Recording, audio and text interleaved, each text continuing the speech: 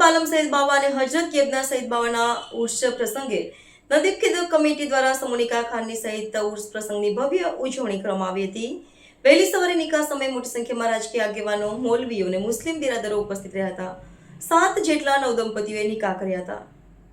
પ્રભુએ નસીબ ખિદમત કમિટી દ્વારા હજરત બાલમ સૈયદ બાવા અને હજરત યબન સૈયદ બાવાના ઉર્સની ઉજવણી પ્રસંગે ભવ્ય કાર્યક્રમો યોજવામાં આવ્યા, જેમાં સંદલ શરીફ, સમૂહ નિકાહ, ઉર્સ શરીફ સહિત વિવિધ કાર્યક્રમોનું આયોજન કરવામાં આવ્યું।